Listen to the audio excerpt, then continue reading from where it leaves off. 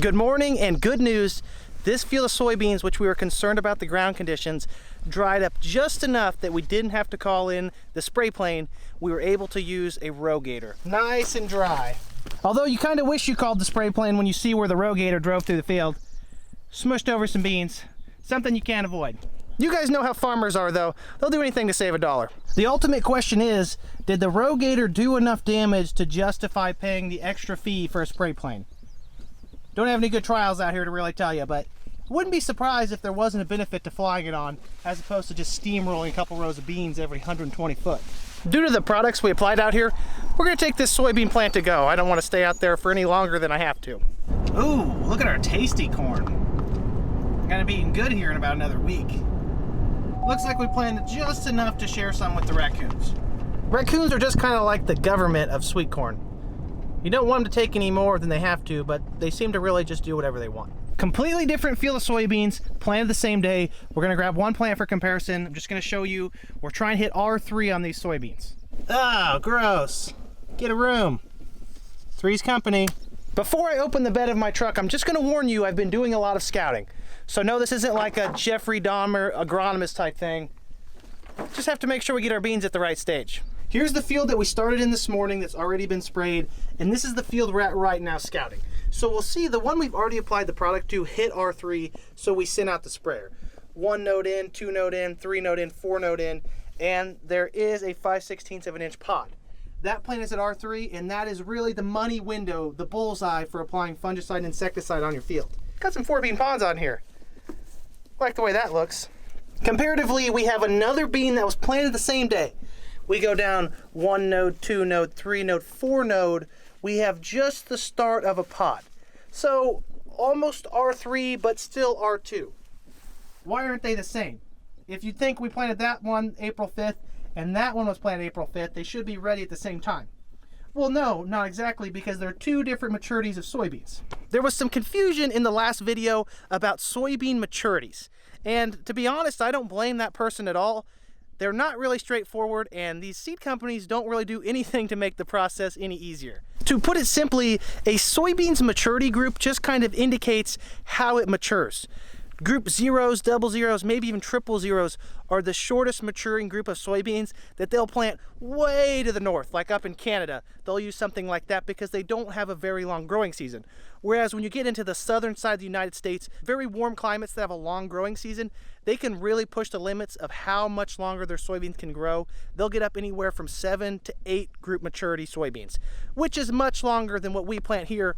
We're kind of in the middle. We plant anywhere from a group 3.0 to a 4.0 soybean. This field right here that already hit R3 was a 3.1 bean.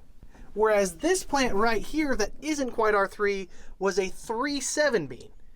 That is almost a half a group difference in bean, and that is why this bean is so much farther behind, even though they were planted on the same day. Soybean maturities aren't really intuitive at all.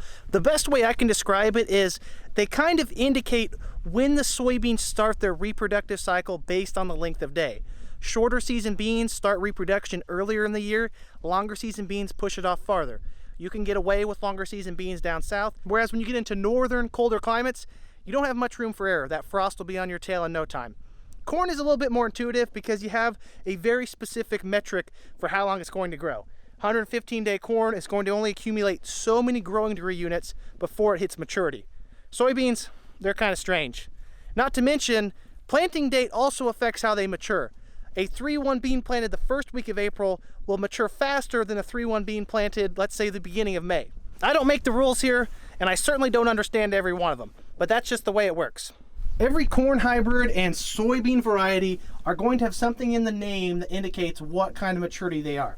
These are Pioneer 31 A95X soybeans. They're an extend-only platform, and the 31 at the beginning of the name indicates that they are a 3.1 bean. So they are an early group 3 soybeans. That one kind of just shows you where in the group they are. So a 3.7 on the other hand is a later group 3 soybean.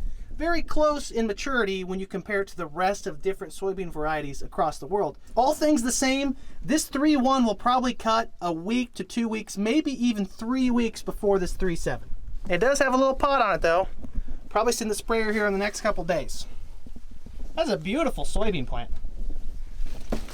Looks can be misleading. This one could have had more competition around it, whereas this one could have had less plants around it, so it grew bigger. Soybeans adapt very well to their competition. Corn, on the other hand, it's just kind of a little sissy. Too many plants next to it, like this one, for instance, no ear. Whereas the one next to it will put on bigger ears. We'll put the cadavers away for now. Oh, they're everywhere. Get another room. So what exactly are we applying to our soybeans, and why is it so critical that we have them at R3 when the sprayer comes across the field? We are applying Syngenta's Mirvis Top fungicide and Nutrien Swagger insecticide. Now, what are these doing exactly? That's a great question. They are protecting our most valuable asset out here in the field, our soybeans leaf tissue. Soybeans do not have near the amount of leaves to spare that their neighboring corn plants do. A corn plant can take a beating, whereas a soybean plant can really take a hit in yield if a lot of foliage is lost to 1, insect feeding, like right there, or 2, diseases. Now at this time of the year, you're really not going to see a lot of diseases starting to rear their ugly face, but I can guarantee you that they're there. As the season goes on, we are going to get infiltrated with pathogens and these little pesky Japanese beetles. Get out of here. This sea of green you see behind me is prime real estate for bugs and pathogens to overtake, but it's critically important for our soybean yield, and we need to protect that as much as we can. The R3 growth stage, like this plant is right here, just happens to be the most economical time to apply. Now you can apply it at R2 or R4 and still see benefit, but it's kind of like throwing a dart at a dartboard. Sure, you get points anywhere you land, but the bullseye is where you get the most points.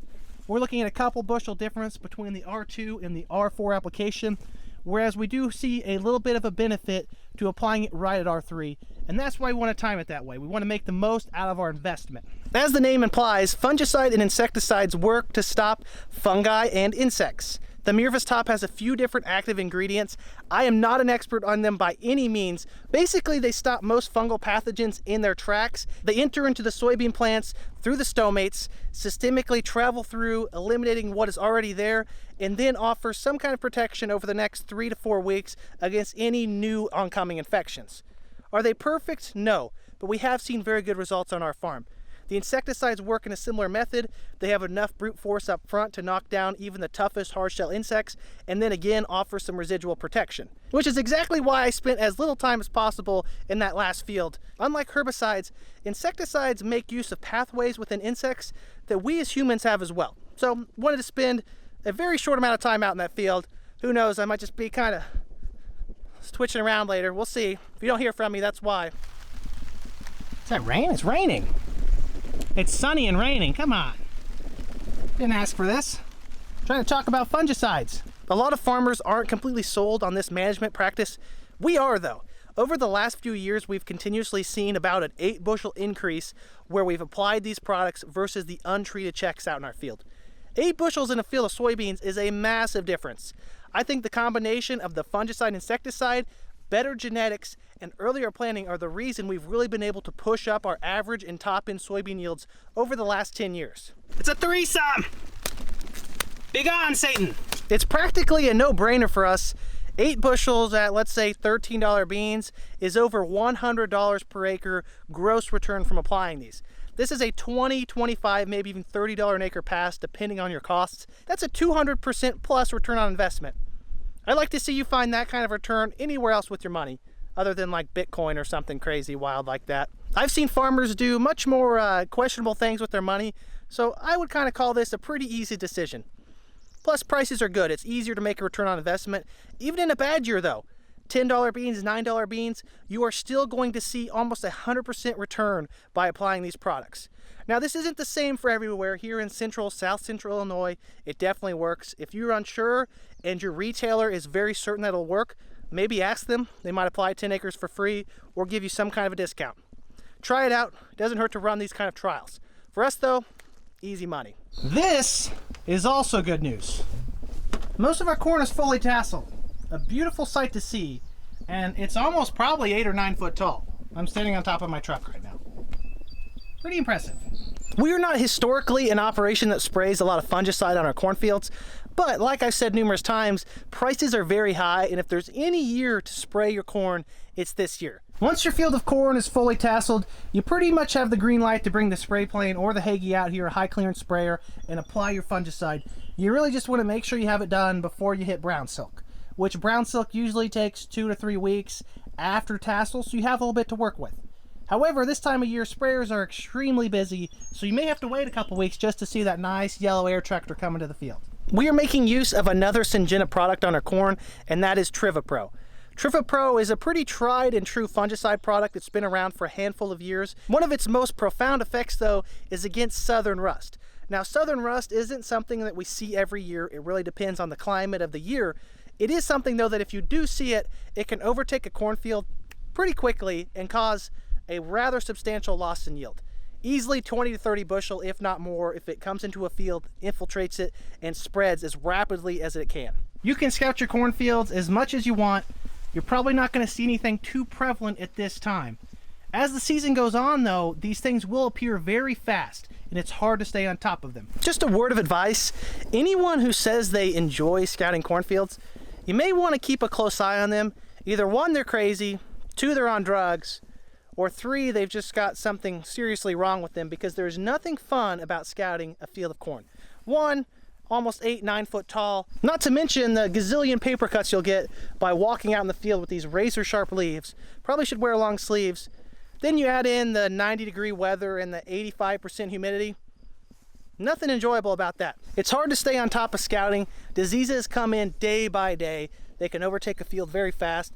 If you're thinking about it, just do it. The most important real estate on this entire corn plant are the ear leaves or the ear leaf. Now, these are outside plants, so they're going to have a couple more leaves. They look better than the rest of the field will because they're not competing against another row of corn. This leaf right here, though, is the money maker. If it gets infiltrated with disease and a lot of this photosynthetic area is overtaken, you're going to take a lot of hit on your yield. Now, insects are something to be concerned about, but they aren't near as prevalent in a cornfield as they are in a soybean field. So if you're considering applying insecticide, probably should do that with scouting, whereas soybean fields, you just don't need to scout, go ahead and do it. Plus, a cornfield has a lot more leaf than insects really can handle eating. What is important to watch, though, are your silks. There are a lot of silk-cutting insects that will come in here, cut those off, and basically derail your pollination. If you see that, there may be economic justification for applying insecticide. We're not going to apply any insecticide on our corn. Corn and soybean fungicides work basically the same way. Just consider them different recipes to get the same end result. Some products can actually be applied to both corn and soybeans. The specialized ones, though, seem to do a little bit better in terms of returning more on your investment. Take this for what it's worth. Syngenta claims that on average across hundreds of their field trials, they've seen an 8 or 9 bushel increase in corn yield versus the untreated. Now, they are the salesman in this scenario, so like I said, be kind of cautious what you do with that data. If you do see a 9 bushel increase on your corn, let's say $6 corn, that is a $54 per acre return. Almost 100% return on investment because, again, this is a $25, $30, maybe even $35 an acre pass. Corn fungicides are 1, more expensive, and 2, a lot of times you have to pay a premium to get the air tractor out here and spray it over the top. Still, though, where are you going to find a 75-80% return on investment anywhere? Might as well do it. Regardless of whether or not you see a yield increase, I can almost guarantee you at the end of the season, you will see better plant health, standability come harvest. Your corn won't be rotten and falling over. Much more quality plants out there. Both corn and soybean fungicides work by keeping the plant alive for a longer period of time by fighting off all of these different pathogens out in the field, which allows them to end their life cycle at full speed. Some people like to describe it in a cornfield as allowing your corn to dry down versus die down. A cornfield that is infected with disease will end its life whenever the disease overtakes it to the point where it dies. What you'd really like to see, though, is your corn reach senescence on its own terms. Untreated corn and soybeans definitely can do this in certain scenarios, but there's no way of telling when and where diseases are going to take over and how prevalent they're going to be. A short 6 months after the trade was made, the old John Deere 512 disc ripper finally left the farm this past weekend, and its replacement arrived. Check out this big piece of iron. The Blue Jet Subtiller 4 Deep Inline Ripper, or a subsoiler as some people would call it. This is what you use to scratch those itches that you just can't reach. This is not an equal replacement for the old disc ripper. It's a different change in style or a pivot from what we usually do in terms of soil residue management. What we're looking to do is disturb the topsoil less but break up that plow layer deeper in the ground. And I think this is the tool for the job. It is a 9-shank ripper. I believe it can work probably 18 plus inches in the ground, barring that you have the horsepower to pull it that deep, which I'm not quite sure that our 460 horsepower four-wheel drives are going to be able to pull this. Maybe if we hook 2 of them together. I guess we'll have to wait till this fall to see. This piece of iron has some absolutely monstrous shanks on it. Auto trip reset in case you hit a big old rock down deep. I think it's going to be a nice piece of iron for us. The reason we went with the Blue Jet versus maybe a Case or a John Deere or other brands is at the end of the day, this was by far the heaviest built one. I believe it weighed a couple of tons more than the competition, which when you look at the long-term life of a tillage implement, heavier stuff seems to last longer, which made it an easy choice. I think the perfect tractor to couple this with would be like a 600 horse John Deere quad track. I don't believe that's going to happen. A man can dream though, right? We also finally picked the new corn head up off the ground and moved it onto the head cart. Pretty easy project, just had to relocate the stands and the straps. A little bit heavy for this head cart, I'd say. That or that tire just needs air. This is really just for storage purposes. We will take them down the road on the combine. They're narrow enough that you can get away with that. It'll be nice though at the end of the season to be able to put them in the barn, off of the ground, and store them relatively easily. All of this new equipment's got me really excited for fall, and the best stuff isn't even here yet. Here's a 3.9 soybean planted the day after those first 2 fields earlier. See where they're at. Kind of pulverized it, taking it out of the field. 1 node, 2 node, 3 node, 4 node. Starting pod set. The 5th node has a little pod on it, but still R2, not R3.